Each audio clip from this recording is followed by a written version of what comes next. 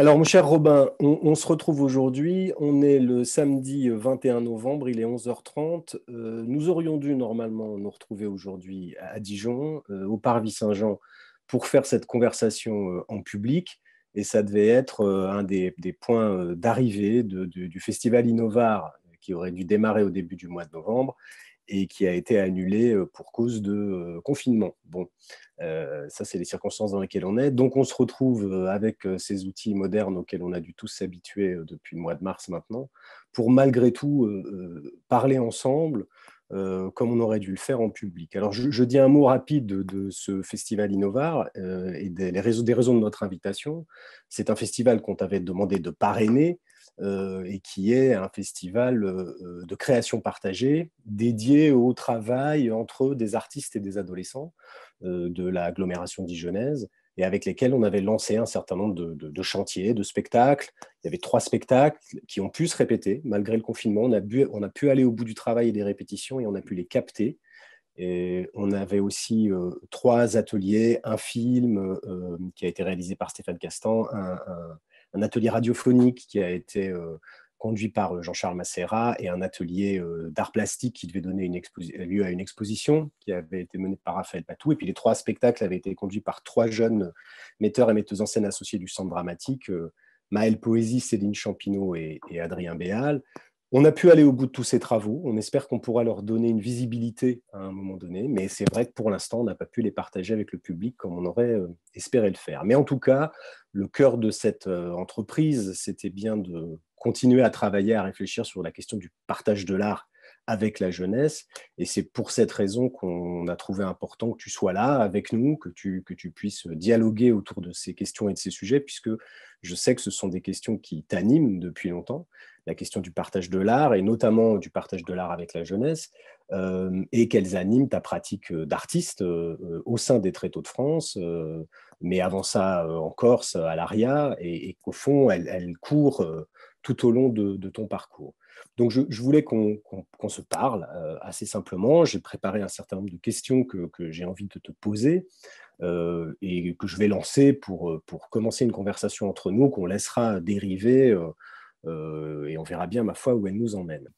Donc, Robin, la première question que je voulais te poser concerne ta biographie, ton parcours artistique, c'est-à-dire la façon dont tu as découvert le théâtre et les raisons pour lesquelles, alors même que tu as un parcours théâtral d'excellence, tu es ancien élève du conservatoire, tu as travaillé avec Antoine Vitesse, tu as joué dans la cour d'honneur, dans les plus grands théâtres du service public, tu es aussi un acteur populaire de cinéma et de télévision, et ton travail théâtral, d'artiste, de metteur en scène et de directeur de théâtre, lui est entièrement dédié au partage du théâtre avec les gens qui en sont le plus éloignés.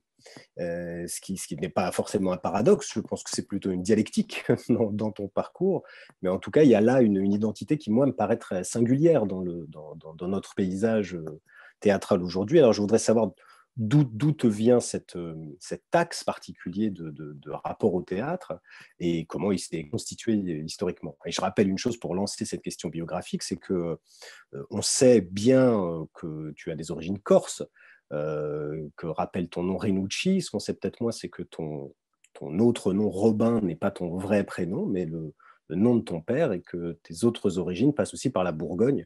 Et donc ça aussi, ça nous intéressait que tu nous racontes un peu ta découverte du théâtre, puisque je crois qu'elle a démarré en Bourgogne, justement. Bon, je vous salue, je dis bonjour pour commencer à chacune, à chacun. Et je te remercie, Benoît, vraiment de ce moment de partage que nous pouvons avoir tous les deux. Et surtout, je l'entreprends dans l'idée, le désir qu'il ne s'agisse pas de parler de ma personne, mais des humains, de nous tous, et que cela puisse permettre à celui qui a la possibilité de nous entendre et de nous voir, de trouver sa piste d'envol comme j'ai pu, comme tu as pu, nous avons pu le faire de notre côté. Donc, en effet, je suis bourguignon. Je suis né au Creusot, en Saône-et-Loire, donc lieu éminemment théâtral, puisqu'il s'est passé beaucoup de choses, notamment avec Jacques Copeau à ses débuts. Donc, dans ce creuset du Creusot, je suis né un petit peu par hasard d'un père qui était gendarme, Louis Robin, et de ma mère Paulette Renucci. Ils s'étaient connus quelques années plus tôt en Corse, où mon père, qui avait été 5 ans prisonnier, est allé comme gendarme. On lui a proposé la Nouvelle-Calédonie, je crois, et il est allé un peu plus près. C'est-à-dire, on pense déjà dans ce que nous sommes, nous, devenus dans ces questions de décentralisation politique, notamment théâtrale, mais politique, que donner une place dans cette région Corse était un peu équivalent aux distances très lointaines outre-marines. Voilà, la Corse la plus proche des îles lointaines, comme disaient les publicités il n'y a pas très longtemps. Donc, grâce à cela, il est devenu gendarme en Corse. Il a rencontré ma mère et mes deux noms, comme tu l'as dit, Benoît, Robin et Renucci, naissent du désir de relier ces deux branches familiales. Du côté de mon père, la branche bourguignonne de paysans bourguignons. Du côté de ma mère, de très pauvres artisans forgerons à la forge donc du village de Olmi Capella, mais en même temps un grand-père à la fois violonneux, violoniste presque, artisan forgeron et pris de livres. Et il y avait beaucoup de livres dans cette petite maison où ils étaient entassés à une dizaine de personnes dans les nuits hivernales froides de la Corse, dans la montagne, et très, très éloignés, et cependant très éduqués. On y reviendra tout à l'heure. C'est-à-dire que la pauvreté n'est pas, et la misère même n'est pas signe nécessairement de manque de capacité de culture. Donc, je suis originaire de ces deux familles. Je suis né au Creusot et je nais une deuxième fois, pour faire un peu plus court, lorsque à Tonnerre, je suis petit enfant à l'école maternelle, et que, ayant en dessous de ma chambre, qui était le lieu de la salle de dégrisement des prisonniers de la gendarmerie de Tonnerre, où mon père avait déménagé après le Creusot, deuxième gendarmerie, j'entends le bruit des clochards, peut-être qui se battent entre eux, qui hurlent, peut-être qui sont battus eux-mêmes par les gendarmes, je ne sais pas. En tout cas, c'était assez fantasmagorique au-dessous de mon lit, de ma chambre. Et quand je vais à l'école, c'est très agréable. C'est très agréable parce que je sors de cet endroit angoissant et je mets des mots un peu sur cette sensation très vite, le plaisir, le jeu, le théâtre. Et je comprends très vite que mes maîtresses, elles ont un projet d'éducation artistique et culturelle, c'est-à-dire qu'elles font par les arts une approche des fondamentaux de la toute petite école. Donc je repère ça très vite, l'école comme lieu de plaisir.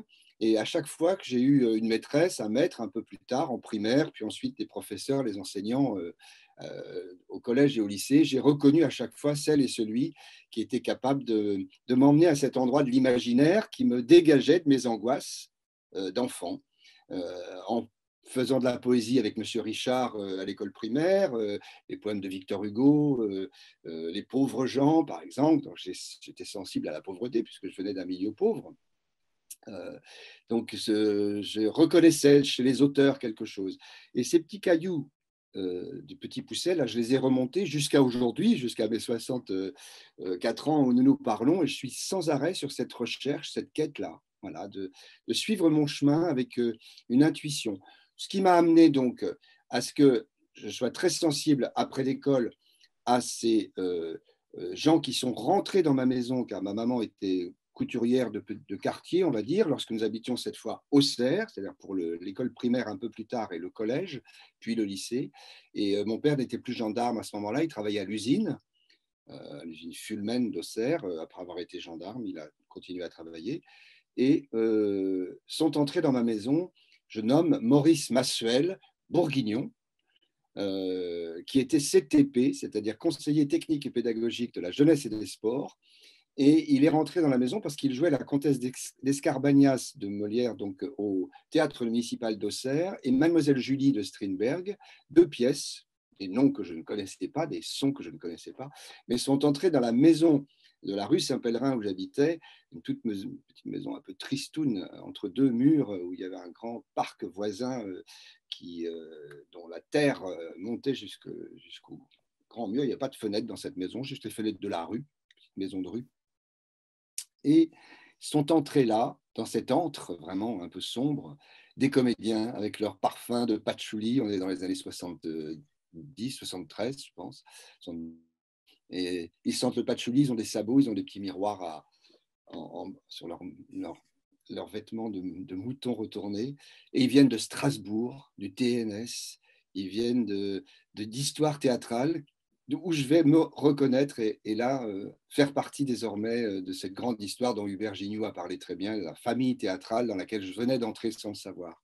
Ce qui m'a amené dans l'été suivant à faire mon premier stage d'art dramatique à Vézelay, dans la maison de Romain Roland.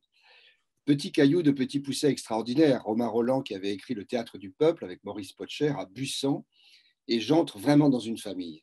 C'est-à-dire que c'était une éducation politique, théâtrale, artistique très forte, d'éducation populaire, où chacun a sa place, reconnu dans sa singularité et sa capacité de croître, de grandir. Et on trouve là un tout bête acteur, tout jeune de 16 ans et demi que j'étais, avec une belle grande actrice, Catherine Hérold, ou bien ces acteurs qui sortaient de Strasbourg, du TNS, autour de Maurice Massuel. Nous avons joué Monsieur Mokimpot de Peter Weiss.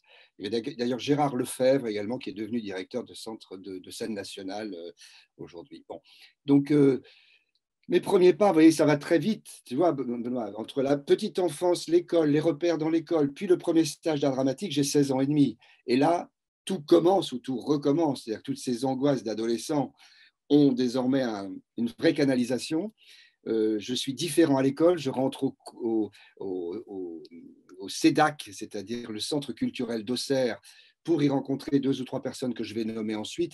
Mais le chemin de la transmission, c'est-à-dire la famille, lieu de transmission, où j'avais reçu des bases paysannes et artisanales, comme je l'ai dit, avec une force de la reconnaissance du travail et d'une pauvreté qu'on pouvait dépasser. Ce lieu de transmission. L'école, lieu où je reconnais des enseignants qui m'emmènent. Et cet troisième lieu de transmission que sont les associations, les milieux d'éducation populaire, j'y ai eu droit. Et ça, avant 16 ans. C'est ce que je souhaite à chacun. Donc, je m'engouffre dans les stages d'art dramatique. Je fais mon premier stage d'été, cette fois, à Valréas, l'été, le même Pâques avant, le premier stage de premier degré, après cet été, chez Romain Roland, dans la maison de Romain Roland. Je vais à Valréas rencontrer René Jonot, homme de théâtre, autour de lui, Pierre Vial, une quantité de gens, Jean Dasté, et je rentre toujours dans cette famille théâtrale que je reconnais désormais. Et ce qui m'amène à mon premier stage d'art dramatique l'été 74, l'été, le bonheur estival et ces grands stages qui mélangent des amateurs, des professionnels, des enseignants, des éducateurs, des animateurs, une pensée politique derrière tout ça. Et là, c'est parti. Donc, petite pause si tu veux, parce que tu as peut-être une question à ce sujet. Mais ça, c'est la rentrée indépendante de ma volonté. C'est-à-dire vraiment un destin que je reconnais aujourd'hui comme étant, pour moi, d'un bénéfice extraordinaire. Ça va m'emmener, avec 2 ou 3 stages que j'ai fait pendant plusieurs années de suite, le plaisir de retrouver à Pâques, puis l'été à Valréas, en jouant dans ces moments d'été, le festival, sous le soleil de la Provence, avec des rôles magnifiques, Lorenzaccio, etc., des choses tout à fait incroyables. Ça va m'emmener à l'école du Lin, encore une fois, Dulin, voilà, qui avait créé la décentralisation en 1937, avant Jeanne Laurent, il faut le rappeler, dans les premiers écrits. Hein. Et je reconnais cette histoire, c'est-à-dire qu'on me parle de Dulin ou de Jean Villard comme on me parle d'un oncle et d'un cousin, tout à fait. Et Jean Dasté, que je côtoie, Hubert Gignoux, que je rencontre et que je côtoie. Donc les comédiens routiers, tous ces acteurs de Saint-Étienne, qui sont mes amis à ce moment-là. J'ai 17 ans. Et puis, cela m'amène au Conservatoire national. Donc, deuxième grande chance, parce que l'éducation populaire, c'est une chose. La bonne école de théâtre à Paris, l'école Charles Dulin, c'est une chose.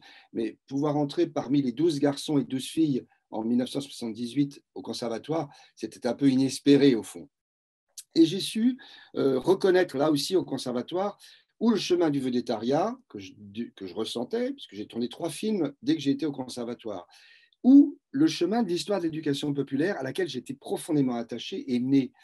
Et j'ai tenu cette ligne jusqu'à présent en faisant attention de ne jamais céder aux sirènes de l'argent, du pouvoir, on en reparlera sans doute, la question du pouvoir, et la question en fait de la politique du service public qui m'avait tant donné par l'École de la République, puis ses stages d'art dramatique, à laquelle je suis toujours resté fidèle à cette politique pour y revenir et comme un don contre don, retrouver ce chemin-là plutôt que le chemin, disons, d'un égoïsme du star system auquel j'étais un petit peu promu. Une petite pause peut-être pour te donner la parole, mais Non, mais en parlant de moi, je crois que certains peuvent se bien reconnaître. sûr, bien sûr.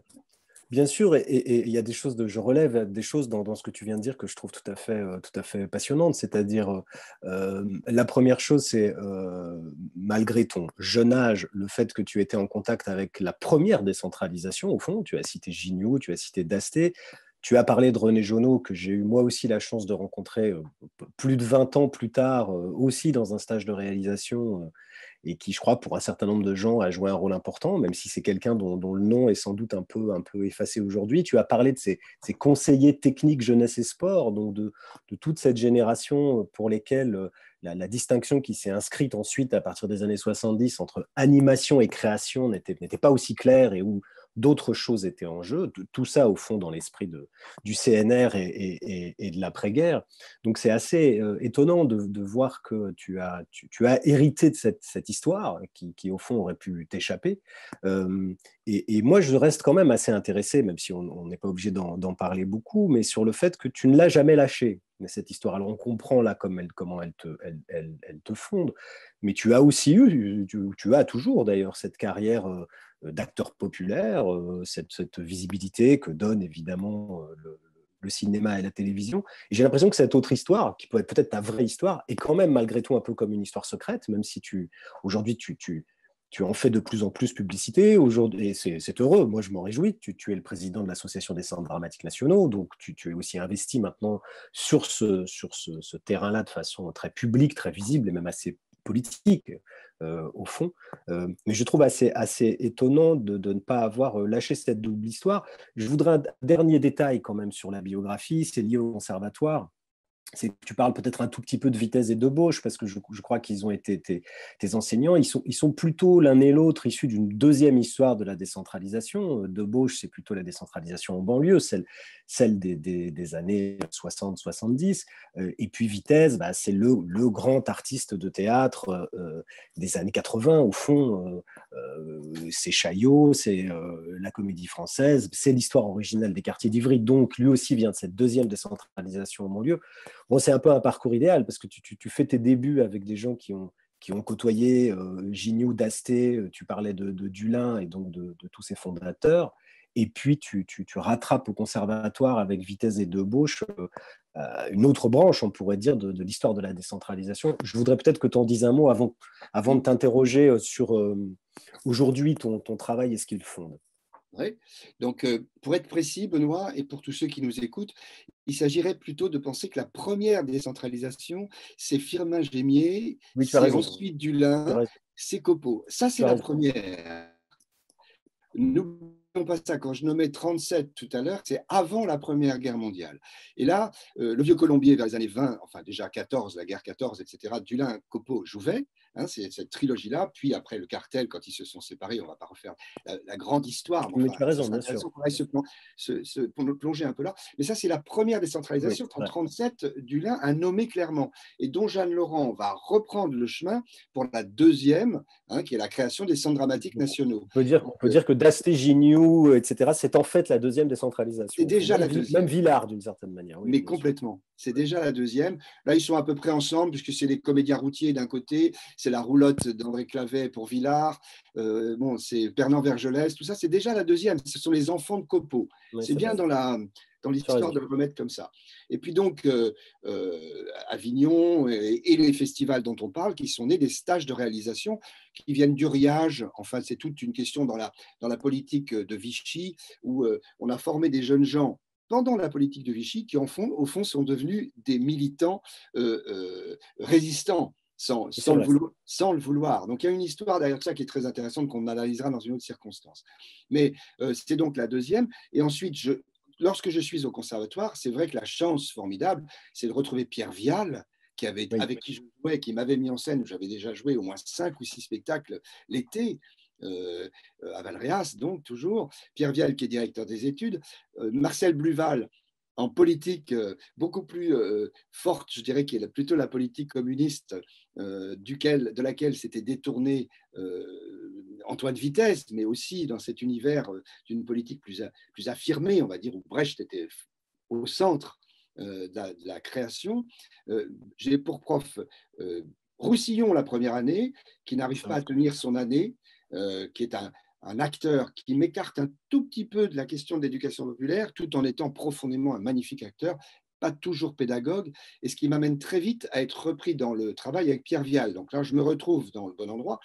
Marcel Bluval, Antoine Vitesse, et comme j'étais staccanoviste, j'allais aussi chez Debauche et à fond. Hein. Donc je connais pleinement disons la transmission de Pierre Debauche, son travail à Nanterre, dont on était complètement infusé hein, dans son travail dans les centres dramatiques. Antoine Vitesse dans sa classe également, où je suis en troisième année.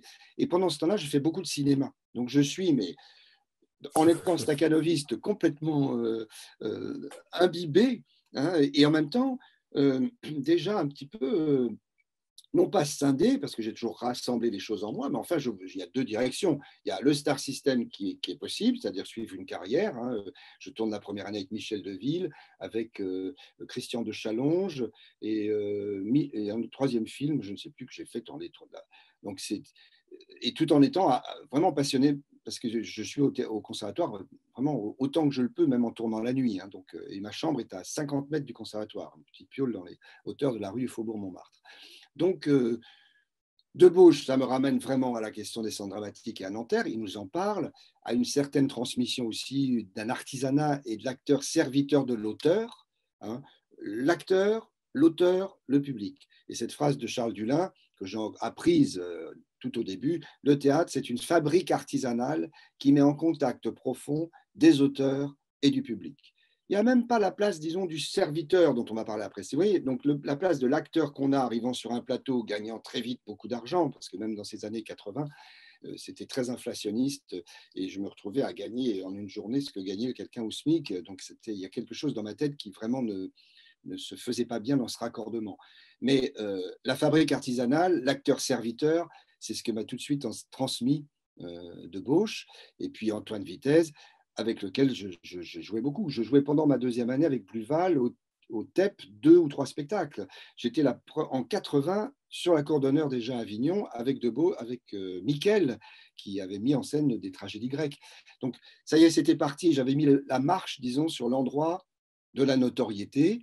Mais mon désir de continuer cet artisanat était là, était né, et je l'ai maintenu en le retrouvant avec Antoine Vitesse, pour fermer, on pourrait parler longtemps d'Antoine, mais quelques années plus tard, au moment où j'ai la chance de faire beaucoup de cinéma, 3 ou 4 films par an, c'était tout à fait étonnant. On faisait partie d'une dizaine d'acteurs à qui on proposait tous les films qui se faisaient dans l'année. Et au moment où j'ai fait un film qui s'appelait Escalier C, où j'ai touché le grand public avec voilà, des centaines un très beau film. de milliers de spectateurs, là, je me suis dit, oh là, oh là, oh là.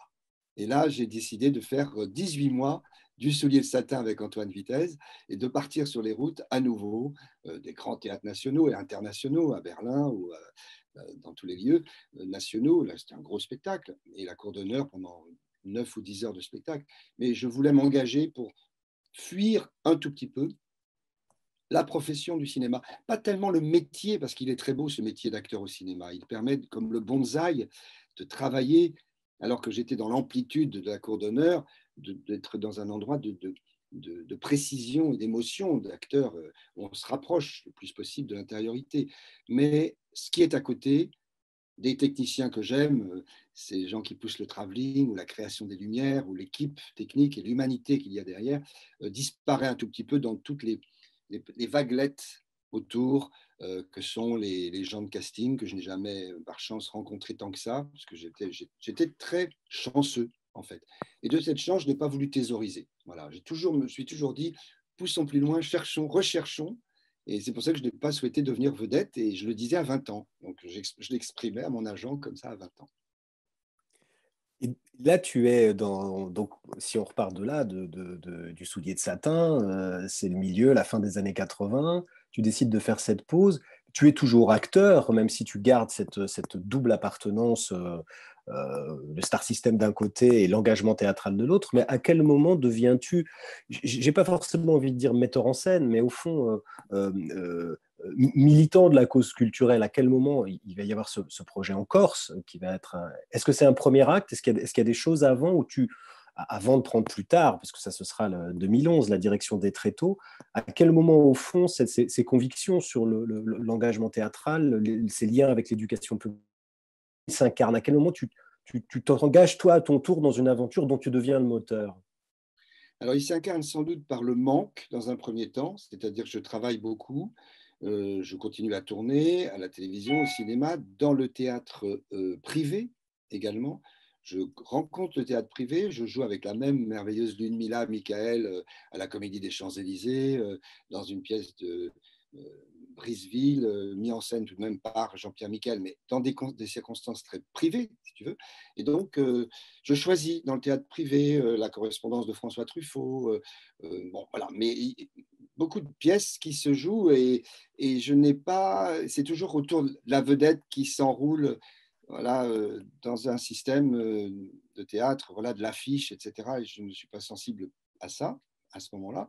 Donc, intrinsèquement, ça mûrit beaucoup et surtout, je n'ai jamais cessé, en étant élève au conservatoire, d'être enseignant. C'est-à-dire que je vais à D'accord. l'école du Lin toutes les semaines, 3 ou 4 heures par semaine, depuis l'âge de 20 ans. Donc, pendant que j'étais élève à l'école du Lin, j'ai tout de suite repris la classe de Yves Kerboul, Pierre Valde, pas Pierre Vial, mais il y avait Pierre Valde qui était élève de Chaillot et de Villars et de Dulin, encore professeur.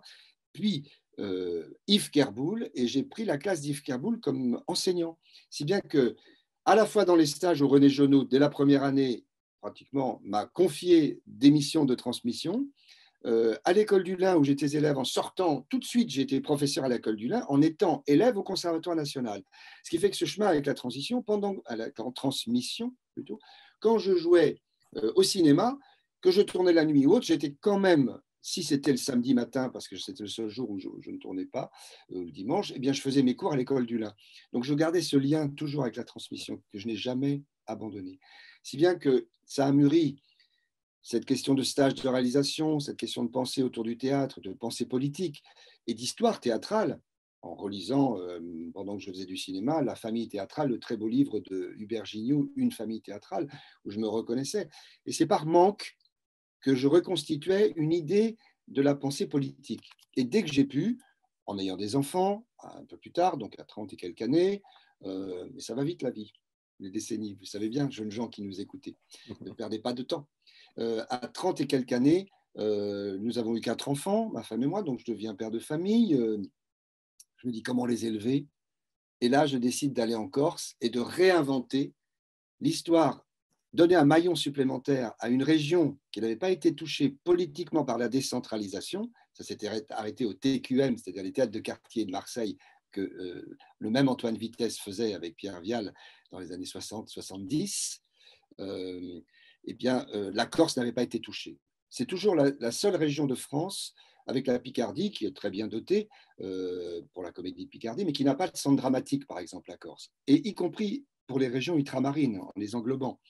Donc la Corse n'a pas été touchée par la décentralisation théâtrale, pour beaucoup de raisons, hein, y compris politique locale, mais je décide en quelques années, là où j'élève mes enfants, nous élevons nos enfants, nos 4 petits dans les arbres, comme les libres enfants de Summerhill, qui vont à l'école en Corse, et à plein temps, nous habitons dans un petit village de 50 habitants. Et là, je continue à tourner, je voyage, je me déplace, je joue même à Paris, au théâtre de l'œuvre, enfin, toujours dans ces théâtres privés très souvent. Et nous fondons une aventure qui est la même que celle de Valréas, c'est-à-dire le stage de réalisation, c'est comme ça qu'on l'appelle, avec cette double acception qui consiste à se réaliser soi-même et en même temps réaliser des œuvres théâtrales, et c'est par l'œuvre qui ouvre, comme les œuvriers dont parle Bernard Lubat, c'est par l'œuvre et par l'art que des amateurs, des professionnels, des éducateurs, des enseignants de l'éducation nationale se sont retrouvés depuis 23 ou 24 ans maintenant, régulièrement tous les ans, et maintenant toute l'année, pour créer ensemble. Donc là, on rentre davantage dans la question politique de qu'est-ce que l'art, qu'est-ce que la culture, qu'est-ce que l'éducation artistique et culturelle. Et c'est là que je suis entré dans les processus, disons, de politique culturelle. Et plus tard, dirigeant un centre dramatique. Alors justement, pour rentrer maintenant de façon un peu plus concrète dans cette aventure de politique artistique, de politique culturelle et de création aussi, puisque tu es directeur de centre dramatique et metteur en scène, j'avais une question préalable et un petit peu une façon de rentrer dans ces débats, c'est que je te connais maintenant depuis un moment, nous discutons beaucoup de politique artistique et de politique culturelle. Et il me semble que même si tu es une personne affable, souriante et sympathique, tu es quand même animé par une colère. Tu es quand même animé par une urgence, peut-être même une inquiétude. Je trouve qu'elle transparaît notamment très fort dans le recueil d'entretien que tu as fait avec ton ami Bernard Stiegler et que beaucoup de choses dans cette inquiétude et dans cette colère rejoignent, je crois, étaient l'inquiétude et la colère de Stigler face à l'époque. Et j'aurais besoin que tu en dises un mot. Ce recueil d'entretien s'appelle S'élever d'urgence. Donc il y a bien cette idée d'urgence et d'élévation. Mais est-ce que je me trompe d'abord en pensant que tu es au fond un homme en colère et je voudrais que tu la nommes et que tu en expliques les motifs de ta colère face à l'époque. Alors, je ne sais pas si la colère est le terme, mais il est certain que je suis humaniste, c'est-à-dire que je viens de l'histoire de Rousseau également, en même temps politiquement du contrat social, de Condorcet, hein, qui dit que tant qu'il y aura des hommes qui n'obéiront pas à leurs raisons propres, mais qui recevront leurs opinions d'opinions étrangères, le monde sera divisé en deux classes, celle des hommes qui croient et celle des hommes qui pensent, qui raisonnent donc, celle des maîtres et celle des esclaves. Donc, ma colère, toute relative, parce que tu as raison de dire que je suis pacifiste, elle se situe dans l'objectivité de l'opposition nécessaire entre les hommes. Il y a de l'opposition entre les hommes, mais c'est une opposition créatrice. C'est une opposition qui permet d'être dans la construction des choses et pas dans la destruction. Voilà. Comment s'opposer sans se détruire. Et en ce sens, oui, la colère, c'est-à-dire la capacité de la pulsionalité raisonnée qui amène de la raison pour agir, au fond, elle m'amène toujours à être très concret dans un acte, un agissement contre quelque chose, mais sans esprit guerrier, avec la pensée si possible, la raison et surtout l'acte qui s'ensuit, créatif, créateur de quelque chose. Je suis indépendant de l'acte créatif théâtral, on est d'accord, c'est Oui. l'acte politique. Hein. Voilà. Donc, quelle est-elle cette colère? Ben, c'est contre les injustices. C'est contre les injustices. C'est contre trois ou quatre éléments que je peux nommer assez rapidement pour ne pas être trop long. Le rapport, partons de celui-ci, d'une naturalité commune, par exemple. Le fait qu'on peut contredire un peu Rousseau, je citais le contrat social tout à l'heure, qui est fondateur, mais également une pensée qu'il a nommée du maître et possesseur de la nature. J'ai une colère contre les agissements, la prégnance de la main de l'homme sur la nature, que l'on paye aujourd'hui très fortement. Donc il y a quelque chose à rétablir, à penser dans une humanité faisant partie de la nature. Je déteste le mot environnement, par exemple. Je ne l'ai jamais compris. Nous sommes totalement empreints de cet état de lien à la mainmise, voilà, attention sur l'animal, sur la flore, sur la faune. Donc voilà déjà une colère qui m'anime, c'est-à-dire qu'on ne peut pas aller comme ça à détruire notre monde, notre nature. Ça, je le ressens très fort, très jeune, quand je suis tout nu en train de me promener. Dès que je pouvais me promener, moi, dans les bassins d'eau froide de Corse, je n'avais qu'un plaisir, c'était être comme Mowgli.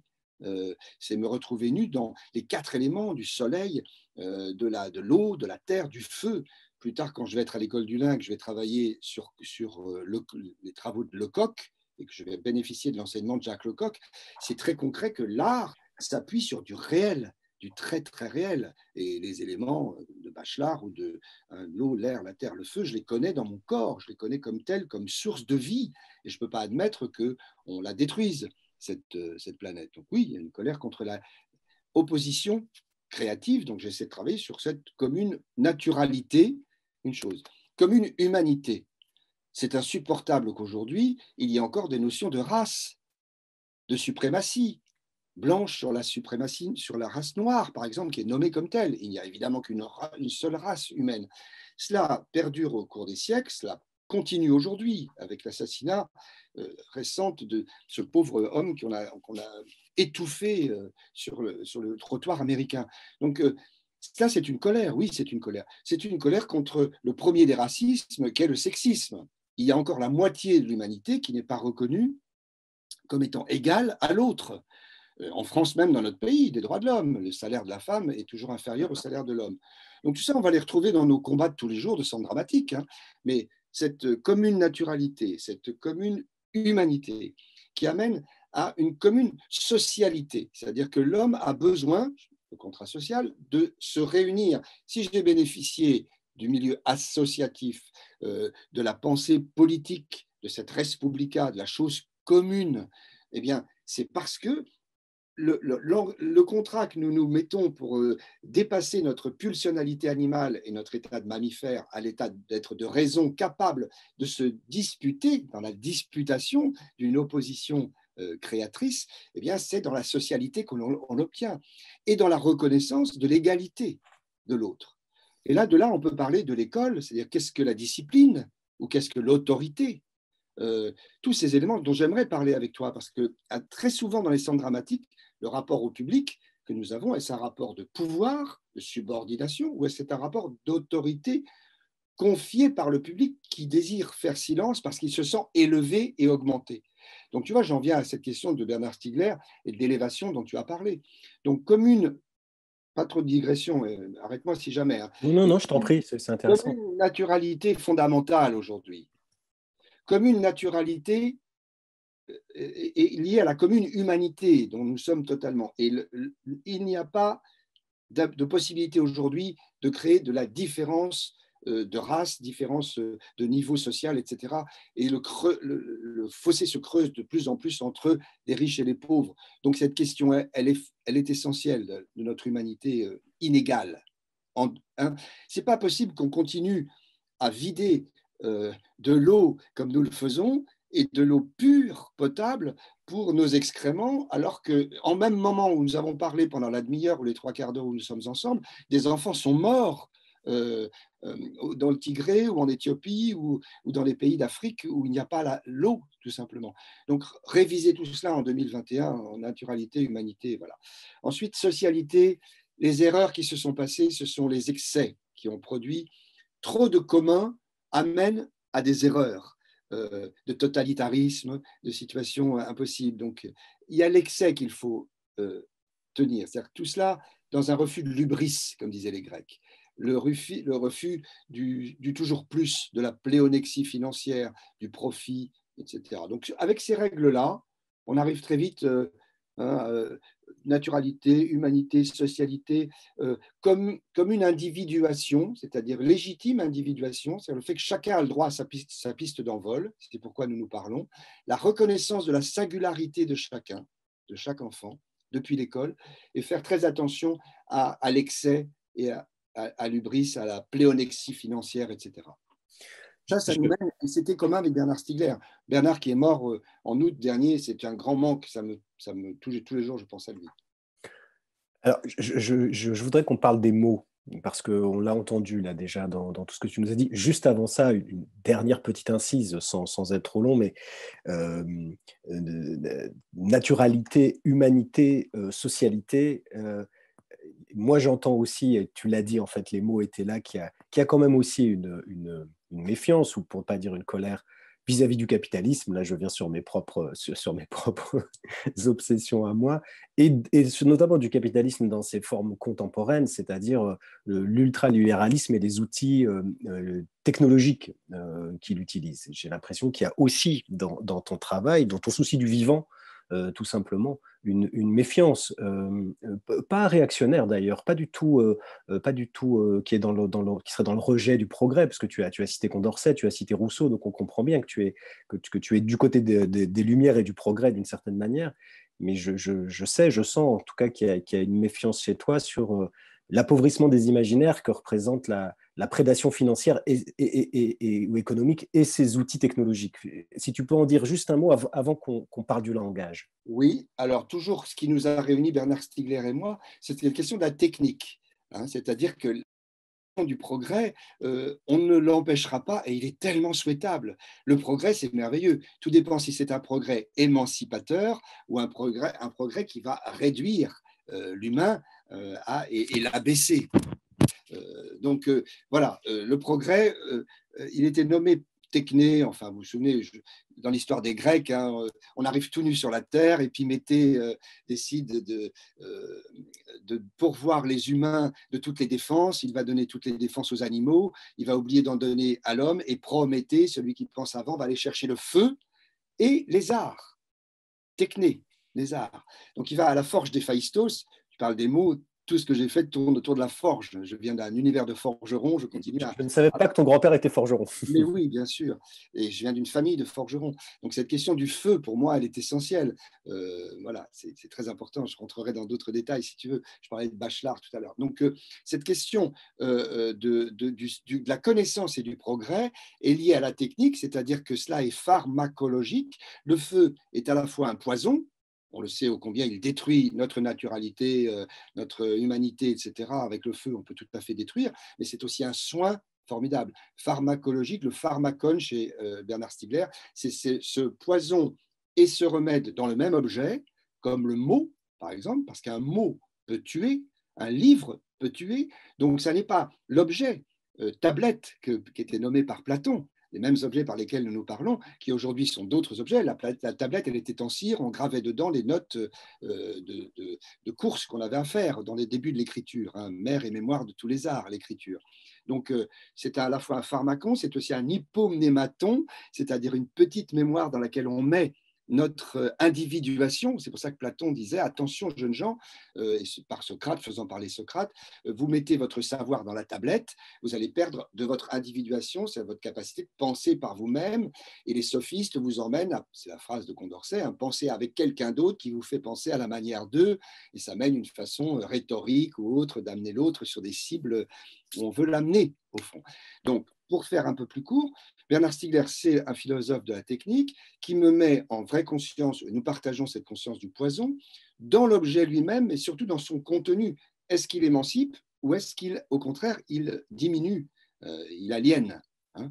Alors, qu'est-ce qui me met en colère? Eh bien, comme Bernard Stiegler, c'est justement que les outils du capitalisme, de la pléonexie, de faire de l'argent, du court-termisme notamment, et du libéralisme qui consiste dans l'histoire des politiques, hein, du libéralisme, vient de libérer la pulsion, en fait, qui sera régulée d'elle-même. C'est à la fois Bernard de Mandeville, je vous confie à les lire, Bernard de Mandeville, 1705-1715, qui dit que le vice privé fait la vertu publique, et ensuite la richesse qui sera écrit par Adam Smith, c'est-à-dire qu'en fait, quand on libère les pulsions, eh bien, on crée plus de profit pour ceux qui savent se servir de votre pulsionalité libérée. Donc, libérons cette pulsion et puis ça va s'arranger tout seul, c'est-à-dire que le tueur va tuer, mais on créera des gardiens de prison et des prisons et on en construira. La prostituée transmettra la maladie et puis la pulsionalité sexuelle fera la maladie des hôpitaux, des médecins, de l'organisation sociale. Tout cela, on en répartit et puis ça se régule au fond, hein. Le vice privé fait la vertu publique. Et Adam Smith va inventer tout un système qui va un petit peu supplanter les Lumières françaises et puis le Aufklärung allemand, c'est-à-dire Kant, qui était pense par toi-même, saper à auder, hein, disait Kant, penser par soi-même, raisonner, toujours selon Platon. Et ces Lumières anglaises, ce sont celles qui disent en effet, c'est le greed, c'est le profit individuel qui crée la vertu publique, c'est-à-dire de cela, une société devient prospère parce que chacun échange, vend, on va séparer le travail, le charretier ne fait plus que des roues et ne fait plus le pain, donc il va acheter son pain au boulanger, qui lui-même boulanger va acheter sa viande, etc., parce qu'il ne fait que du pain. Voilà. Donc la séparation du travail. Et ça va amener le libéralisme qu'on connaît, c'est-à-dire une organisation sociale qui consiste à se vendre des choses les uns aux autres et à oublier cette histoire qui précédait, qui était le don et le contre-don. C'est-à-dire qu'on était sur un autre commerce entre les hommes, il y a désormais des clients, des acheteurs, des vendeurs. C'est cette lumière-là, hein, anglaise, qui a pris le dessus sur notre économie, qui a créé la bourse. Et puis on arrive très vite au XVIIIe siècle, au XIXe, et puis très vite le nôtre, hein, qui a été l'excès de la bourse qui a amené à cette hécatombe-là. Donc voilà, pour le lien avec Bernard Stiegler, c'est là. Oui, c'est une critique du capitalisme, mais le capitalisme surtout court-termiste. C'est-à-dire que dans l'absolu, moi je ne suis pas anti-capitalisme quand le capitalisme construit du commun, c'est-à-dire plus d'éducation, plus de partage et ensemble thésauriser quelque chose pour construire. Cela m'intéresse. Ce que je contredis et qui me met en colère, c'est le capitalisme court-termiste du profit qui est arrivé à ce que les riches s'enrichissent davantage sur la pauvreté du plus pauvre. Alors on va arrêter là avec ce débat. Moi, pour ma part, je pense que le capitalisme est fondamentalement court-termiste et qu'il ne pourra jamais être autre chose. Mais en tout cas, Alors, en décrivant… peut-être quand même, les outils du capitalisme, on peut en parler un tout petit peu parce que la visibilité, et ça rejoint la question de l'art, c'est-à-dire que les industries culturelles, pour le capitalisme notamment, à utiliser les arts, notamment le cinéma, et ça c'est très bien décrit par Edward Bernays, qui était le double neveu de Sigmund Freud, et qui est arrivé aux États-Unis pour créer les relations publiques et qui a fait fumer les femmes, c'est-à-dire la moitié de la société qui ne fumait pas. Il a fait fumer les suffragettes de New York. Il a inventé avec d'autres Hollywood pour que l'on vende les usines Ford vendent davantage de voitures aux ouvriers eux-mêmes et que dans le cinéma, on montre des gens conduisant des grosses voitures. Donc fumer, conduire des grosses voitures, c'était permettre l'industrie cigarettière et l'industrie automobile par le cinéma de se développer. Donc c'est là que j'ai compris ça aussi assez jeune et que j'ai compris que le cinéma était aussi un objet très profond du capitalisme. Alors, je voudrais qu'on parle du langage, je voudrais qu'on parle des mots. On t'a entendu là depuis qu'on échange dire par exemple que tu n'aimais pas le mot environnement, et puis tu as eu comme ça un certain nombre de reprises lexicales, et je sais que tu as ce souci du mot, puis tu enseignes le théâtre depuis tes 20 ans. J'ignorais que tu avais commencé si jeune à enseigner le théâtre. Et je pense que dans ton enseignement théâtral, en tout cas, ça m'est arrivé de croiser des gens qui t'avaient eu comme prof au conservatoire notamment, et qui témoignaient tous de ce souci de la langue, de l'exactitude de l'emploi des mots. Tu as parlé de tes professeurs, de tes maîtres, de Pierre Vial, de Debauche, de Vitesse. On sait bien comment la langue pour ces artistes était absolument centrale. Et puis, tu as forgé aussi un lexique propre pour emprunter à l'artisanat. Tu l'as dit, tu as employé plus ou moins le mot forge, mais je crois qu'il est assez central aujourd'hui dans le projet des Tréteaux de France. Tu parles aussi des rémouleurs. Donc, tu es allé chercher comme ça des mots de l'artisanat ancien pour essayer de désigner des pratiques artistiques tout à fait contemporaines. Avant de revenir à ce lexique par lequel tu as commencé à décrire ta pratique artistique, ta pratique de transmission de l'art, est-ce que tu peux dire un mot de cette question du rapport au langage et du rapport à la langue? Et je sais que dans ton rapport à l'école, aux enseignants, à la formation des enseignants, c'est aussi une question centrale. Pour te lancer, est-ce que tu penses qu'on est menacé par un appauvrissement de la langue? Est-ce que tu penses qu'on est menacé par un assèchement du langage? Alors la menace, encore une fois, franchement, ça me chaud peu. C'est-à-dire que ce qui m'intéresse, c'est comment on affirme le langage, justement. Ben, si on est menacé, affirmons-le. Hein, je connais bien sur cette question la Corse, par exemple, où l'identité serait menacée, ou des lieux où l'identité serait… Affirmons l'identité, ou affirmons ce que l'on veut, et puis comme ça, on se sent moins menacé. En tout cas, Francis Ponge dit une phrase très, très belle qui dit « Servir la République, c'est donner force et tenue au langage. » Servir la République, c'est donner force et tenue au langage. Et j'y crois volontiers. Quand on lit un peu Paul Valéry, la valeur de l'esprit, etc., tout cela tourne autour de la langue, en effet. Et le grand privilège de notre époque, je dirais, au-delà des questions matérielles financières, qui constituent encore un vrai entre les uns et les autres, c'est le langage. Le privilège de notre société, c'est ceux qui ont les mots, et le manque des mots crée en effet de la pulsionalité, entretenue donc toujours par les industries culturelles dont on parlait tout à l'heure, qui spéculent sur la pulsionalité, et ce qui permet la pensée et la raison, c'est le langage. Donc oui, la langue pour moi, elle est au centre, pas dans le fait de bien parler, C'est pas du tout ça. Elle n'est pas menacée par l'apport de mots anglais ou autres. Il y a la moitié de la langue anglaise, 65, je dois avoir pas loin quelque chose. Tiens, regarde, c'est pas loin, parce que ça m'amuse toujours, ce très beau livre, je ne sais pas si tu vois, De quel amour blessé, tu vois. Hein, là, il est dit par Alain Borer que la langue anglaise, elle est faite de 65% de mots anglais. La langue française est faite de 65% de mots anglais. Tous les mots en ion sont des mots français chez les Anglais. Hein. Oui, ça, la langue anglaise est faite de 65% de mots français, c'est ça? C'est ça, c'est Ouais, dans ce ça. Oui, sens-là, oui, oui, c'est oui, ça. je me suis mal. Non, non, non, c'est pas grave, mais en tout cas, oui. La langue anglaise est faite de 65% de mots français. Donc, voilà, et qu'il y ait quelques mots anglais dans notre langue, il y en aurait davantage, que ce ne serait pas un problème. L'important, c'est d'élargir la langue. Hein, voilà. Donc, la langue au cœur, oui, la langue au centre.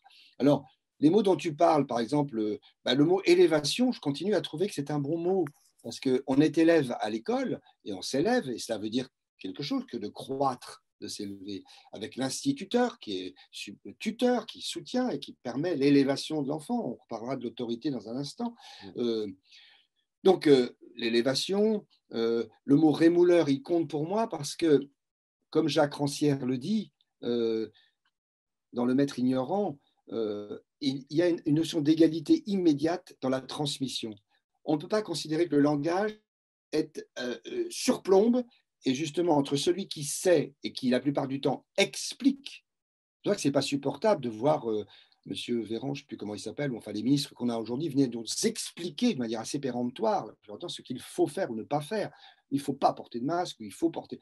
L'explication n'est pas bonne. Elle considère l'autre comme n'étant pas en situation de réponse, puisqu'on explique. Tu as raison, c'est une nouvelle rhétorique politique où on nous dit toujours que si nous n'admettons pas ce qu'on nous impose, c'est parce qu'on ne nous l'a pas suffisamment expliqué. Il y a toujours insuffisante pédagogie, enfin cette espèce de vocabulaire. Je profite là d'une incise. C'est un paradoxe sur lequel il faut qu'on s'arrête. C'est que tu emploies des mots qui pourraient inquiéter, j'allais dire, le camp du progrès, celui de la gauche ou de l'extrême gauche. Élévation, on pourrait se dire, oh là là, mais c'est un mot religieux, qu'est-ce que c'est que ce mot élévation? Puis tu vas te rappeler ce que c'était qu'un élève, donc ça c'est très intéressant. Autorité, bon sang, autorité, et tout de suite en même temps, tu cites Rancière et tu parles de l'égalité entre celui qui enseigne et celui qui est enseigné. Est-ce que tu peux nous tisser un peu ce paradoxe? Parce que je crois qu'il est absolument central pour comprendre ce qu'est l'éducation populaire et comprendre ce travail qui est que ça n'est pas le retour des dominations anciennes avec ceux qui savent, ceux qui ne savent pas, ceux qui doivent se taire, ceux qui doivent parler. Au contraire, et pourtant tu réactives l'autorité, l'élévation, la discipline, tu l'as dit tout à l'heure, tous ces mots qui pourraient être absolument terrifiants. Est-ce que tu peux nous déplier ce nouage? Alors, le mot autorité, il vient de autoritas, qui veut dire, c'est un petit préfixe indo-européen, je t'augmente. Il n'y a d'autorité que d'autorité qui augmente, qui élève, qui fait croître. L'autorité fait croître. Sinon, c'est la domination. Sinon, ça s'appelle la domination. Sinon, c'est du pouvoir. Ça n'est pas la même chose. Ne pas confondre discipline et pouvoir. Le pouvoir, c'est toujours le pouvoir sûr. C'est la subordination, toujours le pouvoir. Or, ce mot pouvoir, nous l'entendons partout, hein, le pouvoir. L'autorité augmente. Elle sous-entend que celui qui est augmenté reconnaît cette autorité. Elle est reconnue par celui qui décide de faire silence dans une salle de spectacle, parce que ce qu'il voit l'augmente. Que l'auteur, l'auctor, car c'est bien sûr le même mot, c'est un augmentateur. Donc il n'existe d'auteur que d'auteurs qui augmentent. Il y a des écrivains. Hitler a écrit un livre absolument dégoûtant, immonde, ignoble. Il n'est pas un auteur, il n'augmente personne. Au contraire, il veut aliéner, il veut réduire, il veut couper une partie du monde entier. Donc, il n'est pas un auteur du tout. Donc, vous voyez comme les mots et le pharmacon est là. Poison et remède. Le livre est un poison tout autant qu'un remède. C'est ce qu'il y a dedans, bien sûr, c'est le contenu, comme dans un flux de la télévision, de la radio, demain d'une technologie beaucoup plus avancée numérique, etc. La question du flux n'est pas la question de l'objet lui-même du progrès. Donc, l'autorité, elle doit augmenter. Et en ce sens, nous ne sommes pas du tout dans un régime autoritaire aujourd'hui. Nous sommes dans un régime disciplinaire du pouvoir sur les autres, oui. Mais je ne reconnais pas, pour ma part, en ceux qui me gouvernent, l'autorité que je souhaite remettre et reconnaître, et je ne me sens pas augmenté aujourd'hui par les gens qui gouvernent mon pays. Je ne me sens pas augmenté. Pour moi, ils n'ont pas d'autorité. Ils font par voie preuve d'autoritarisme. Et c'est pour ça que j'ai parlé de l'hubris tout à l'heure, c'est-à-dire l'excès et la démesure. Dans chaque endroit, ce curseur de la démesure peut amener à se tromper avec l'objet lui-même. Sans revenir en arrière, quand je parle par exemple de la naturalité, si je considère que la nature est plus importante que l'humanité, je vais devenir, pardon pour elle, mais Brigitte Bardot ou quelqu'un qui va considérer que l'humain ne vaut pas l'animal. C'est faux. Il faut à la fois que ce curseur n'aille pas au-delà. Tu vois ce que je veux dire? Si je vais au bout d'un certain commun, je peux arriver à une forme de communisme autoritariste, et en général, c'est les ismes et les istes qui arrivent pour l'excès de la chose, le curseur poussé à son maximum. Donc, voilà, l'autorité auctoritas, elle est souhaitable. Ô combien j'aimerais avoir un gouvernement autoritaire qui m'élèverait, qui me ferait croître, qui m'augmenterait. Ça n'est pas le cas. Donc, vous voyez, comme les mots nous trompent. L'élévation, j'en ai parlé. Tu as parlé du mot rémouleur tout à l'heure. Pourquoi j'ai voulu chercher ce mot? Car le rémouleur n'apporte pas, vous vous souvenez, pour ceux qui ne savent pas ce qu'est un rémouleur, c'est une meule, quelqu'un, il y en avait encore dans ma rue en dessous de chez moi, qui arrivait avec une meule et on descendait avec ses ciseaux. Il criait ciseaux, couteau. Pas si longtemps que ça, il y a quelques décennies, hein, quand j'avais 20 ans dont on parlait, c'était ça. Et on descendait avec des ciseaux. À la meule, on venait aiguiser son propre outil. C'est pas pareil d'apporter les outils aux gens ou leur faire croire qu'on leur apporte les outils, la culture, la langue, ce qu'on veut, on apporte aux gens. Non, on dit aux gens, venez aiguiser votre propre outil.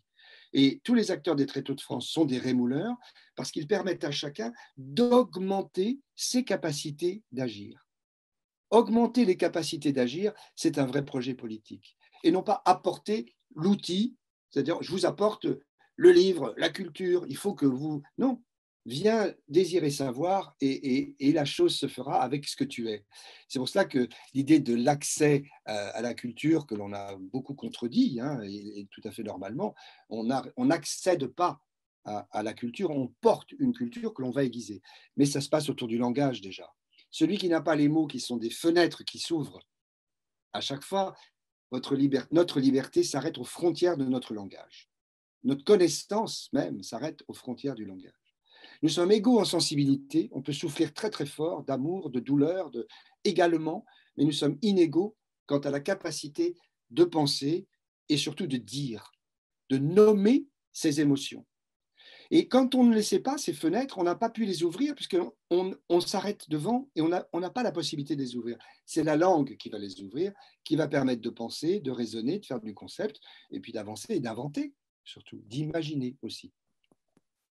Alors, je rebondis sur ton mot de rémouleur parce que je pense que c'est une bonne entrée pour raconter de façon précise, concrète, ce qu'est aujourd'hui l'activité des Tréteaux de France. Et il faut que tu nous redises un peu rapidement ce qu'est cette structure tout à fait à part dans le champ des institutions publiques de l'art et dans le champ des centres dramatiques nationaux. Mais je voudrais aussi que tu nous racontes son action, augmenter l'autre, en quoi ça consiste, comment ça s'incarne, comment ça se pratique. Quand tu dis que les comédiens des Tréteaux de France sont des rémouleurs, qu'est-ce qu'ils font? Qu'est-ce que vous faites aux Tréteaux de France pour que ce programme politique très important dont tu viens de rappeler l'inspiration et les visées réussisse à devenir opérant? Alors, c'est mettre en concret, en pratique, tout ce que nous venons de dire. Car si c'était des mots, ça s'arrêterait seulement à du concept, et ce qui m'importe, c'est cette pratique-là. Donc, c'est travailler dans le champ de l'éducation artistique et culturelle en permettant à des enseignants de se former à ces questions-là, en devenant eux-mêmes les premiers lecteurs de leur classe, par exemple, en travaillant eux-mêmes leur pratique théâtrale pour qu'ils soient des maîtres ignorants, comme Jacques Rancière le dit, de telle sorte qu'ils aient incubé leurs propres connaissances, qu'ils ne soient pas dans l'explication de quelque chose, mais dans une attention portée à celui qui va pratiquer lui-même. Et pour faire pratiquer, il faut soi-même avoir pu pratiquer. Donc il y a tout un pan de transmission, il y a tout un pan de création, bien entendu, c'est-à-dire d'œuvres théâtrales, et chaque œuvre doit œuvrer, doit ouvrir, autour des thèmes que j'ai évoqués. C'est-à-dire, quand je veux parler de la naturalité, je vais chercher par exemple un monsieur qui s'appelle Čapek, Karel Čapek, auteur tchèque, qui a écrit une pièce absolument magnifique qui s'appelle La guerre des salamandres et qui nous raconte exactement notre société. C'est-à-dire qu'une fois que l'homme est prolétarisé, c'est-à-dire qu'on a mis son savoir dans la machine, eh bien, on va aller chercher dans la nature de quoi exploiter encore plus la nature. Et il écrit ça en 1936. Il va mourir en 1938 et il nous livre un manifeste incroyable sur la naturalité dont je parlais tout à l'heure, la prégnance de l'homme sur la nature. Quand je veux parler de l'humanité, eh bien, je vais chercher chez Strindberg pour parler de l'égalité entre la femme et l'homme, lutte de cerveau, lutte de classe, lutte de sexe. Mademoiselle Julie est un objet formidable. Quand je veux parler du temps, et de la question de la paresse ou de l'utilisation de notre temps, la captation de notre attention, je vais aller chez Goncharov, qui est un auteur russe, qui écrit une pièce formidable qui s'appelle Oblomov. Quand je veux parler de l'argent et de la pléonexie et de la banque, je vais chez Balzac. Voilà, formidable, on va trouver le faiseur, et le faiseur permet de voir des mots qui donnent à penser ce qu'est la pléonexie, c'est-à-dire l'argent, la banque, etc. Quand je veux parler du travail et de la prolétarisation, un auteur américain qui est tout à fait formidable, qui a écrit une pièce qui s'appelle La valeur, qu'on a traduite, qui s'appelle La valeur, mais la valeur avec cette dualité du terme la valeur, et la valeur, c'est celui qui va dévorer les entreprises. Bon, alors, mettre en œuvre, ça veut dire que les idées de théâtre, une équipe entière d'un centre dramatique comprend ce qu'une directrice, un directeur a comme projet. Le projet, pour moi, il est chez Montaigne. La parole est de moitié à celui qui l'écoute. Le théâtre n'est pas le lieu où l'on explique. Le théâtre n'est pas le lieu où l'on montre. Le théâtre, c'est le lieu d'où l'on voit, le théâtron. Et donc, la parole de la salle qui s'élève, qui comprend ce qu'on se raconte, jamais d'explication chez celui qui est en train de montrer, jamais montrer, mais donner à voir, donner à entendre et surtout débattre, c'est essentiel. Tous les spectacles des Tréteaux de France se terminent par un échange immédiat après le spectacle, mais pas forcément, parce que j'aime bien l'idée que ça fasse son temps, mais en général, on n'est pas sur une date vendue, achetée, partie, on reste sur un territoire, et puis avant, dans des formations avec les enseignants, les amateurs, les éducateurs d'un territoire. On reste un petit peu là où on valorise parfois l'action qui est faite par d'autres, dans les associations, dans les compagnies théâtrales indépendantes qui font un gros boulot, qu'on essaie de discerner pour dire, voilà, on vient soutenir votre travail, le faire fructifier, éventuellement le fortifier si vous en avez besoin, présenter une œuvre et échanger avec le public autour de qu'est-ce que c'est que le théâtre, qui grandit, qui élève. Pour moi, c'est le théâtre populaire. Les Tréteaux de France, c'est le plus beau des centres dramatiques. C'est celui dans lequel j'ai voulu m'investir parce que mon petit chemin de d'Asté, enfin passant par Gémier déjà au début, hein, qui allait sur les routes de France avec des choses phénoménales d'un théâtre ambulant, qui a donné la volonté à Copeau d'aller à la campagne, d'Asté ensuite, c'était l'itinérance, c'était la décentralisation, c'était aller porter le théâtre là où il n'est pas. Pour moi, c'est le plus beau des gestes qu'on puisse faire, sachant que j'avais la chance d'avoir un peu de notoriété, que le goût du star system ne m'était pas venu et que je n'étais pas en manque du tout d'aller jouer avec la Comédie de Valence qui fait un travail extraordinaire dans 25 petits villages de la Drôme et de l'Ardèche, mais c'est le bonheur d'avoir 70 spectateurs devant moi. C'est mon rêve d'être en communion autour d'une pratique élevée aussi. Oui, on peut dire des très beaux textes de Romain Gary ou de Marcel Proust quand ils sont totalement mémorisés par l'actrice ou l'acteur et que les mots sont tellement forts qu'ils donnent à penser celui qui les reçoit et que celle et celui qui pense à son enfance en parlant de ça et qui pleure devant vous, mais c'est ce que vous avez envie, ou qui rit devant vous parce que vous partagez et que la parole est de moitié à ce spectateur qui ne se sent pas surplombé par Paris qui vient vers la province, etc. Donc le travail de la décentralisation, il était vraiment là au départ. Hein. C'était même du TNP de Villeurbanne. Il a été fait pour aller dans les petits villages des vignes du Beaujolais, hein, au départ. On en a fait des gros spectacles, souvent liés à la visibilité. Et là, le pouvoir se nourrit toujours de la visibilité, c'est-à-dire du très voyant. L'art contemporain aujourd'hui me fait un peu peur et parfois j'ai une colère contre l'art contemporain. Annie Lebrun écrit très bien là-dessus. Je vous conseille d'aller lire ce qu'elle dit sur le fait qu'on est sidéré très souvent par les œuvres contemporaines, par leur gigantisme, par quelque chose qui vous surplombe et qui vous écrase. Et la sidération, encore un mot très fort, hein, c'est ne plus voir ce qui est au-delà du sidus, c'est-à-dire ne plus désirer. Le désir, c'est quelque chose qui nous désidère, qui nous permet de voir au-delà quelque chose qu'on ne voit pas, qu'on imagine donc, que l'on rêve, que l'on invente, et non pas quelque chose qui vient vous pétrifier. Toujours les mots et toujours cette pensée. Donc les tréteaux de France, elles tournent autour de ces questions.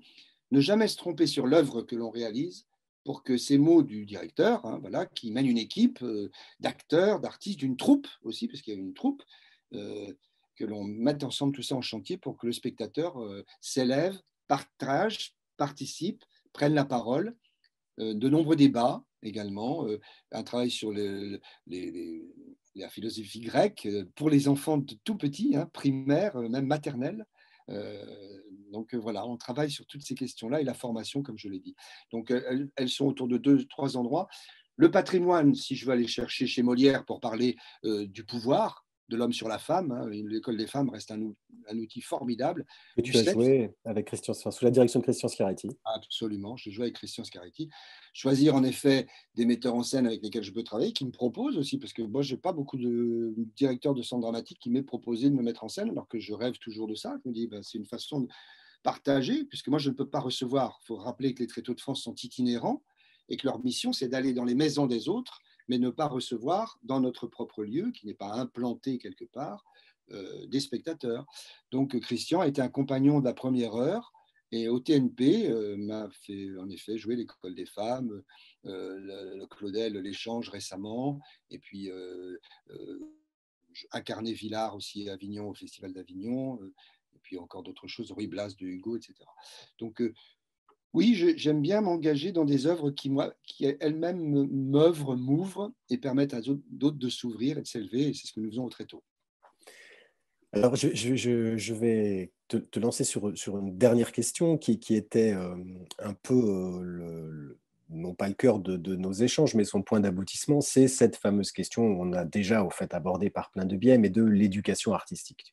Et c'est une façon de boucler notre conversation, puisque tu as commencé par ton rapport à l'école. Je trouve ça assez beau de raconter qu'au fond, la découverte de l'art, de la langue, de la littérature et même du théâtre, c'était l'école.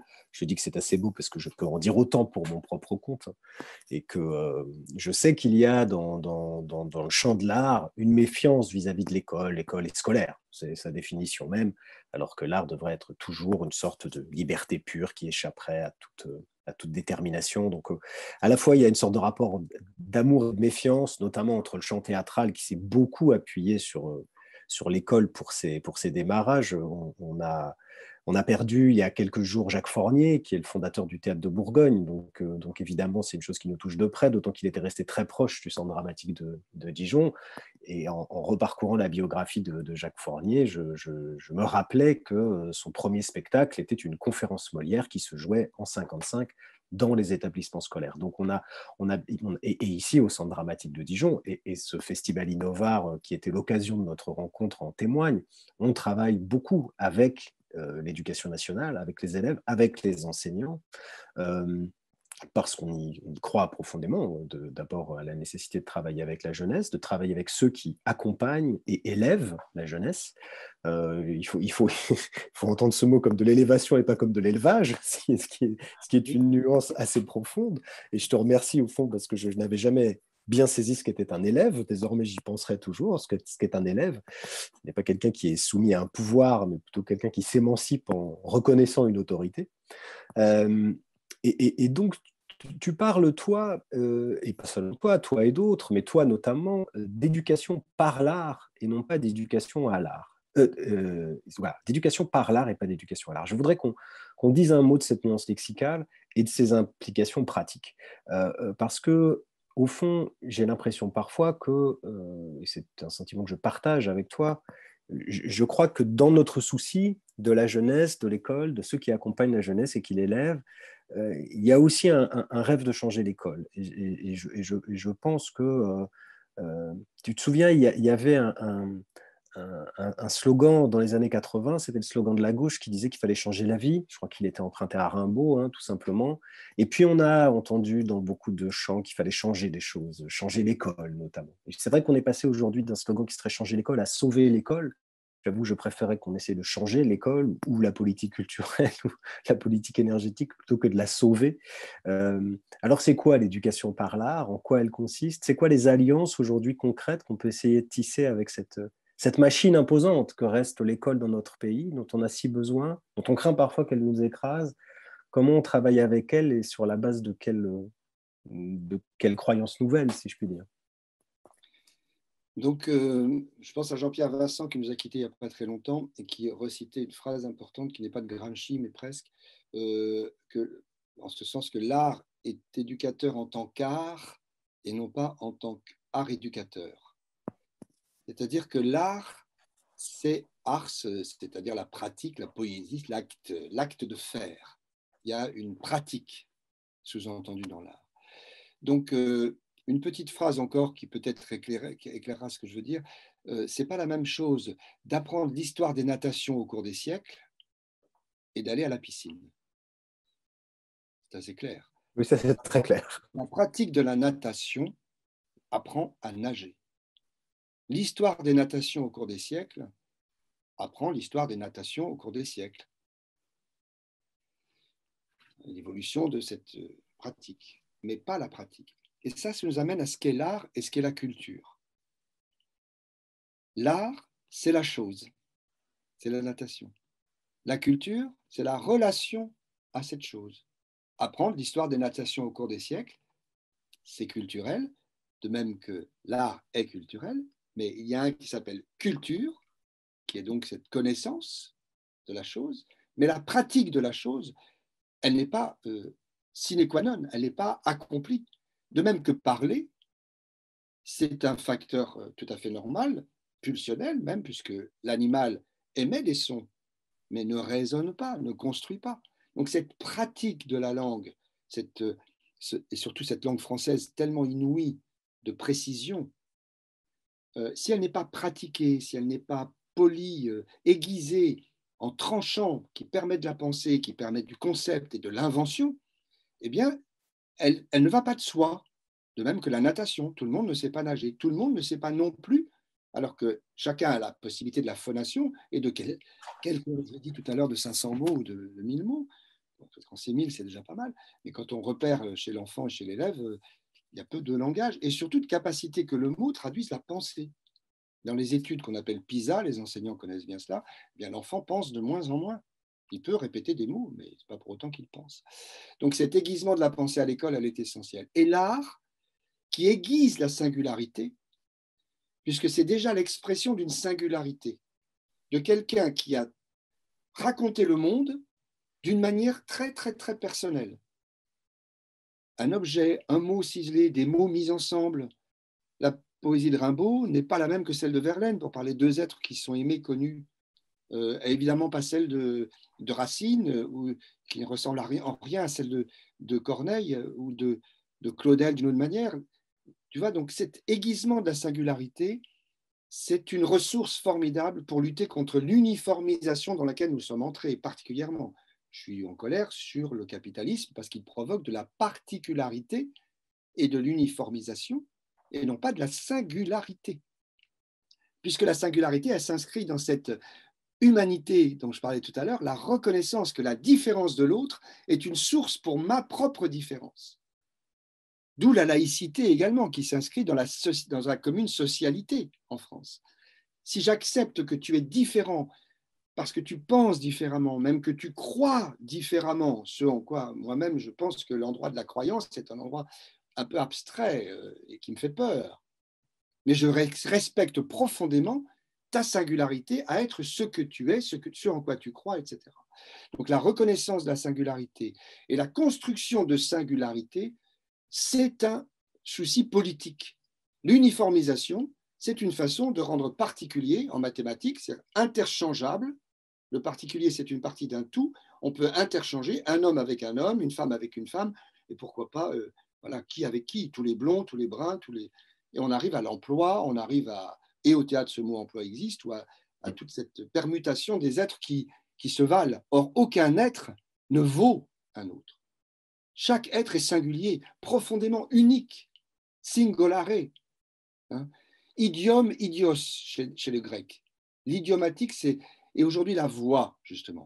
Porter sa voix, dire, c'est ce qu'il y a de plus singulier au monde.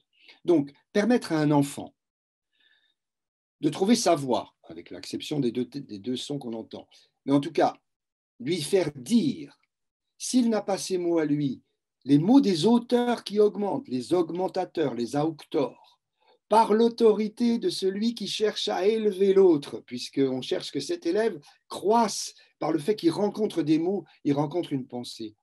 Si je n'avais pas entendu Les pauvres gens de Victor Hugo quand j'avais 9 ans, par M. Richard, qui m'a fait dire il est nuit, la cabane est pauvre mais bien close, le logis est plein d'ombre et l'on sent quelque chose qui rayonne à travers ce crépuscule obscur. Eh bien, et que ce père qui va aller accueillir un cinquième enfant dans la famille, chez ces pauvres gens de cette famille de pêcheurs, et que les mots n'aient pas fait des images sur ces filets de pêcheurs accrochés au mur, et un banc où 5 enfants ni d'âme y sommeillent, la haute cheminée où quelques flammes veillent, rougit le plafond sombre, et le front sur le lit, une femme à genoux prie et songe et pâlit, des images qui naissent des mots, et bien tout cela qui m'ont élevé par l'autorité de M. Richard, qui cherchait à m'augmenter, c'est cela la pratique. J'ai pu prendre ces mots. Donc l'éducation artistique et culturelle, c'est une éducation que l'art provoque, la pratique artistique, et non pas une étude de l'art. C'est surtout miser sur l'autorité, c'est-à-dire l'égalité que l'autorité inscrit dans le fait que celui qui s'élève est égal à celui qui transmet l'élévation. Il n'a pas le pouvoir sur l'autre, il ne domine pas, mais au contraire, il est dans un rapport d'égalité, et d'où la formation des enseignants. C'est-à-dire, s'il n'y a pas de formation à cet acte d'apprendre, c'est un des rares métiers où l'on n'apprend pas. On sait des choses, mais apprendre à transmettre, c'est un acte extrêmement important qui n'est pas appris dans ce qui s'appelait les IUFM, aujourd'hui les INSPE, etc. Donc je travaille avec des groupes de pression même, hein, pour qu'au ministère de l'Éducation nationale, on augmente la formation initiale et aussi continue de chaque enseignante et chaque enseignant qui, par sa pratique de la langue, de la lecture, je dis que l'enseignant doit devenir le premier lecteur de sa classe. Donc, cette question-là, c'est une éducation par l'art, l'art dramatique qui est un outil formidable pour passer de la gesticulation au geste, pour passer du bavardage à la parole, pour passer de l'excitation à la concentration. C'est une école de la citoyenneté, de l'écoute, de Montaigne, comme je le disais, que permettre que la parole est de moitié à celui qui l'apprend et à celui qui l'écoute. C'est-à-dire que là, si tu fais silence un instant, tu peux me couper à tout moment, et moi, je te donne l'occasion à chaque fois, même s'il y a un outil qui nous en... Et mon souci, c'est d'élever celle et celui qui est en train de nous écouter en ce moment, qui, elle, est obligée de faire silence puisqu'elle n'est pas avec nous. Mais je pense toujours à elle ou à lui en parlant. Donc il n'y a de paroles que de paroles qui augmentent aussi dans notre univers artistique, on va dire, hein, de cette pensée d'une éducation par l'art. Et tous les arts, c'est-à-dire considérer que tous les langages sont nécessaires. Mon rêve, je vais te dire qu'est-ce qu'il serait, c'est qu'en France prochainement, il y ait à nouveau des chantiers de création que j'ai appelés des boussoles, qui redonnent du sens, comme l'a été à la sortie de la guerre. Là, nous sommes en train de vivre une nouvelle période de recherche de sens, qui permettent que les langages, que sont la parole, le théâtre, mais aussi la danse, la musique, pourquoi pas les outils du cinéma et de l'audiovisuel quand ils sont émancipateurs, le cirque, réunissent des chantiers de création dans chaque région de France, où autour de professionnels, d'amateurs, d'enseignants, d'éducateurs, de personnes de la société civile, avec exigence et art, c'est-à-dire avec pratique, construisent du récit commun, c'est-à-dire des histoires, de la fiction, de ce mot qui est très beau, de la fiction, qui veut dire façonner l'imaginaire. Et qu'on se retrouve comme Uriage l'avait fait du temps de Vichy pour dire qu'est-ce que ce sera après la guerre, hein, qu'est-ce qu'il adviendra de notre pays, et qui a donné, en fait, je l'ai dit tout à l'heure, plutôt des militants résistants que des gens soumis à la France de Pétain. Eh bien, aujourd'hui, qu'est-ce que serait notre pays avec de nouveaux récits nés de l'œuvre qui donne à œuvrer, à ouvrir de l'imaginaire, de la pensée, en mélangeant tous les arts. Moi, je rêverais d'avoir une mission avec toi, Benoît, et avec certains directeurs de centres dramatiques, pour qu'on nous dise, ben voilà, dans chaque région de il n'y en a pas 36, hein, c'est-à-dire 13, 14, 15 si on compte l'ultramarin, qui méritent absolument que chaque singularité d'un territoire s'exprime par des langages mis en chantier par des artistes mélangés avec des amateurs, des professionnels, et qu'on crée des œuvres tous les ans, peut-être dans la période estivale, qui est plus bonne pour le volontariat, pourquoi pas dans un lycée agricole, par exemple, un lieu beau, plutôt naturel, où l'homme soit en contact avec la nature, et qu'on construise ce que j'ai appelé des boussoles, c'est-à-dire des lieux, des chantiers de création artistique. Donc une éducation par l'art, elle commence par les enseignants, par le rapprochement et le partenariat entre les artistes et les enseignants, d'où aujourd'hui la nécessité de retrouver très vite le corps de la jeunesse et l'école dans cette crise que nous traversons, et c'est là que nous en sommes privés, continuer la formation et créer des œuvres surtout, c'est-à-dire réellement de la pratique qui débouche sur un récit imaginaire, construit, qui donne à voir le monde. Je crois qu'on va arrêter là-dessus parce qu'au fond, ce que tu viens de raconter, c'est au fond ce qu'on vient d'essayer de mettre en œuvre avec ce projet Innovar, c'est-à-dire c'était à certains égards une inspiration qui vient de ces fameux chantiers de réalisation. Puis je te rejoins dans ton vœu, c'est bien, ça nous donne des chantiers futurs, ça nous donne des travaux à faire. Moi, je rajoute un vœu au tien, je pense beaucoup qu'on devrait, pour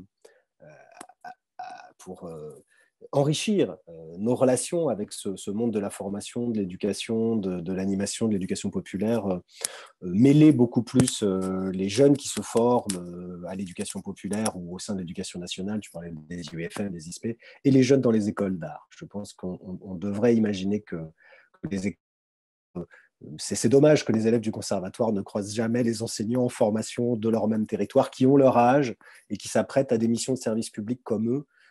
Je crois que là aussi, en lien avec les chantiers dont tu parles, ça pourrait être d'ailleurs des occasions de se retrouver, hein, ces fameux chantiers pour cette jeunesse qui choisit aujourd'hui aussi le service public de l'art, de la culture, de l'enseignement, du soin apporté à la société, qui essaye d'être le pharmacone de ce qu'il peut y avoir de malade dans notre société. Voilà. Peut-être je voudrais te dire un mot pour ceux qui Oui, nous écoutent, d'aller rechercher l'ARIA, L''ARIA, puisque c'est un foyer depuis 23 ans maintenant, tout au long de l'année, d'exactement cette pratique dont je viens de parler, à travers des formations où chacun a droit par son organisme de formation. Je pense pour les comédiens à l'AFDAS, bien sûr, qui prend en charge cette formation, ou les étudiants en UFM dans la formation de ce que nous sommes, comme vous, un préac, un pôle régional d'éducation artistique et culturelle.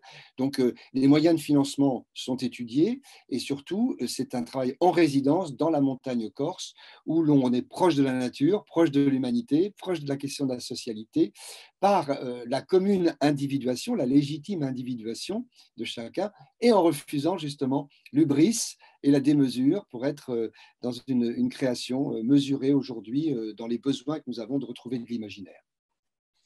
Robin, je te remercie beaucoup pour cet échange et pour les chantiers qu'il ouvre. À très Merci à bientôt. toi, Benoît. Merci à tous d'avoir écouté. Ciao. À très bientôt.